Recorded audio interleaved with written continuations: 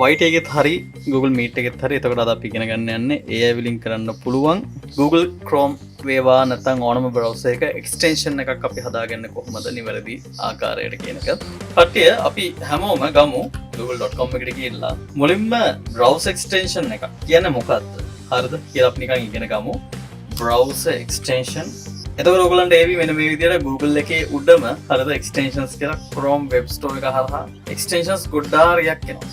එතකොට මිනිස්සු මේ extensions දාලා තියෙන සමහර ඒවා free. හැබැයි ඒගොල්ලෝ API එකක් හරි මොකක් හරි දෙයක් සම්බන්ධ කරලා ඒක paid version එක ඕනනම් මෙන්න මෙයාට buy කරන්න. මෙන්න මෙහෙම කියලා ඒගොල්ලෝ paid version පව දාලා තියෙනවා. ඉතින් මේ තියෙන්නේ තවත් මුදලක් හොයන්න පුළුවන් හොඳ ක්‍රමයක්. සුපුරුදු පරිදි Gemini එකට යන්න. මොකද මම කොහෙන් ගියත් මුලින් ඉඳන් හැමදාම ගන්නන්න යන්නේ නැහැ කියලා දන්නවනේ. අපි Gemini එකට යමු. අපි ගිහිල්ලා මෙන්න මෙහෙම දෙයක් අහමු. හරිද? මම මුලින්ම එන simple විදියට ගන්නම්. මචං මම 5 වසරේ බබේ මට ඕනේ Google Chrome එකට extension එකක් හදන්න. හදලා ඒක හැමෝටම use කරන්න පුළුවන් වෙන විදිහට upload කරන්න. ඉතින් මට කියලා දෙන්නකෝ මේ දේ step by step කරන්නේ කොහොමද කියලා. හරි. මම මේක submit button එක ඔබනවා. ඒකට පස්සේ ඉතින් ෂෝයි මචං 5 වසරේදී මෙහෙම දෙයක් කරන්න හිතන එකම ලොකු දෙයක්. අර කෙලින්ම දීලා පටන් ගත්ත ඒකේ motivation එක. පාට අනාගතයේ දක්ෂ software engineer කෙනෙක් වෙන්න පුළුවන්. අපි මුලින්ම hello world කියලා පොඩි extension එකක් හදමු. අපෝ ඒක නම් පොඩි වැඩි නේ එකක් තියෙනවා. කොහොමද මේක හරියට අලුත් ගියක් හදනවා වගේ වැඩක්. මම පියවරෙන් පියවර කියලා දෙන්නම්. ඔයාලට මේකට ඕනි දේවල් දෙකයි කම්පියුටර් එකක් ඕනේ, notepad එක ඕනේ. ඊට පස්සේ fold එකක් හදාගමු කියලා මුලින්ම කියලා. ඉතින් සුපුරුදු පරිදි අපිට හැමදාම කරන් තියෙන මොකද්ද fold එකක් හදන එක. ඉතින් මම මුලින්ම browser extensions කියලා fold එකක් හදලා ඒක double click කරලා open කරගත්තට පස්සේ ඔයාලට පුළුවන් තව fold එකක් හදන්න. ඉතින් මම මේකට දාගන්නම් task reminder කියලා. හරිද? spaces තියන්නේ නැතුව ඒකේ නම දාගන්න. task reminder කියන එක ඇතුළට යන්න ගියාට පස්සේ ඔයගොල්ලන්ට බලා ගන්න පුළුවන් පළවෙනි ස්ටෙප් එක අපි කරලා ඉවරයි. ඊට පස්සේ තියෙන අපිට දෙවෙනි ස්ටෙප් එක හැඳුනුම්පත හදන්න. ඉතින් ලස්සනට කියලා දීලා තියෙනවා. එතන manifest.json කියන එක තමයි සාමාන්‍යයෙන් Google Chrome extension එක තියෙන ප්‍රධානම දේ. එතකොට මේ manifest.json ෆයිල් එකක් හදාගන්න කියලා තමයි ඊළඟට අපිට ඔන්න කියලා තියෙන්නේ. මම මෙතනින් එහාට යන්න කලින් මම කියනවා මචං hello world එකක් වෙනුවට මට ඕනේ task reminder extension එකක් හදන්න.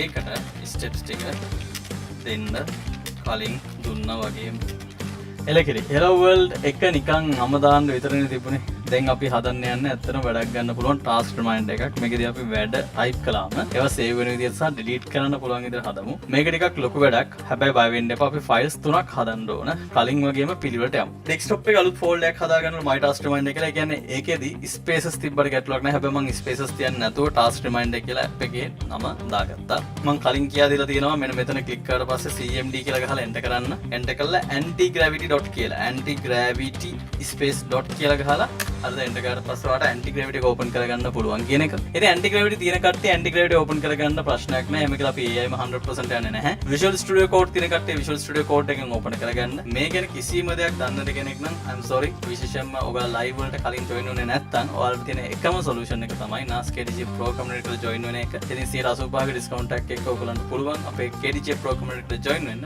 ඒකට දකුණු පැත්තේ උඩ number එකක් දාලා තියෙනවා 07.24.24.77. ඕකට WhatsApp message එකක් දැම්මම පස්සේ ඔයගලන්ට 85% discount එකත් එක්ක සම්පූර්ණ coupon code එක සහ link එක ගෙවි. මේ මාසේ මැද වෙනකන් විතරයි ඒ 85% එක තියෙන්නේ. ඊට පස්සේ ආයේ ඔයගලන්ට හම්බෙන්නේ maximum 80% discount එකක් විතරයි. ඕගොල්ලන්ට අනිවාර්යෙන් ඒකට join වෙන්න වෙනවා. මොකද මම live 100ක් free දීලා සමහරවල්ලාට සමහර කට්ටිය එකක් කිසිම value එකකුත් නැතුව හරි හැබැයි අපි අද continue කරන් යන්නේ අර ඉගෙන ගන්න ඕනම කෙනෙක්ට මේක ගොඩක් වටින හින්දා. දැන් මෙන්න මෙතන right click කරලා new file ගිහිල්ලා manifest.json කියලා type කරන්න. manifest.json තමයි පළවෙනි ෆයිල් එක බලන්න. ඒකට හැඳුනුම්පත කියලා තමයි දාලා තියෙන්නේ. මෙයා මෙතන ස්පෙෂල් දෙයක් කියනවා. මේ manifest.json එකේ ගිය පාර hello world එකක් හදද්දි නිකන් manifest.json එකක් හැදුවට මේ පාර අපිට ඕන වෙනවලු storage. මේ manifest.json එකට මේක දැම්මට පස්සේ අන්න අපි ගිහිල්ලා මෙන්න මෙතන මොකද කරන්නේ? right click කරා new file ගිහිල්ලා popup.html කියලා ෆයිල් එකක් අපි හදනවා.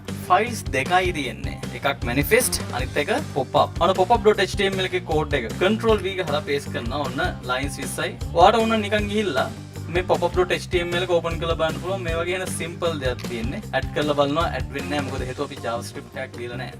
ඔන්න popup.js right click popup.js අන්න ඒක අරගෙන අපි JavaScript එක අරගෙන මේ JavaScript එකේ තමයි තියෙන්නේ load කරන්න save කරන්න ඔය දේවල් ටික. ඔයාලට පේනවා ඇති button එක click කරලා පස්සේ save වෙන එක ඊට පස්සේ list එක පෙන්වන්නේ මෙන්න මෙතනින් ඔන්න ඔය විදිහට functions දෙකක් ලියලා තියෙනවා. add button එකේ බහම වැඩ කරන්න මෙන්න මේකේ. මේ function එක. ඊට පස්සේ list එක පෙන්වන්නේ මෙන්න මේ function. ඔය විදිහට මේ දීලා තියෙන ළමයි JavaScript function. අන්න අපි ඒ කරන්නේ මොකද්ද? මේ functions දෙකම JavaScript එකට දාගන්න. දැන් files තුනයි හදුනේ. manifest.json එකයි popup.html එකයි popup.js එකයි.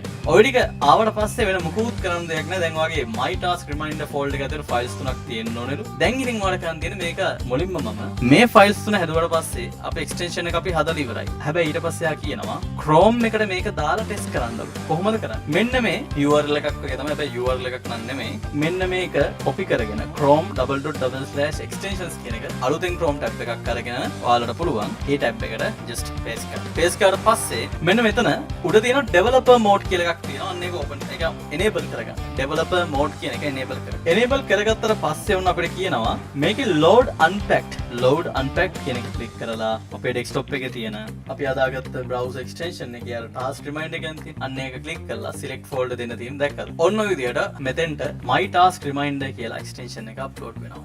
easy peasy කියලා හරිද?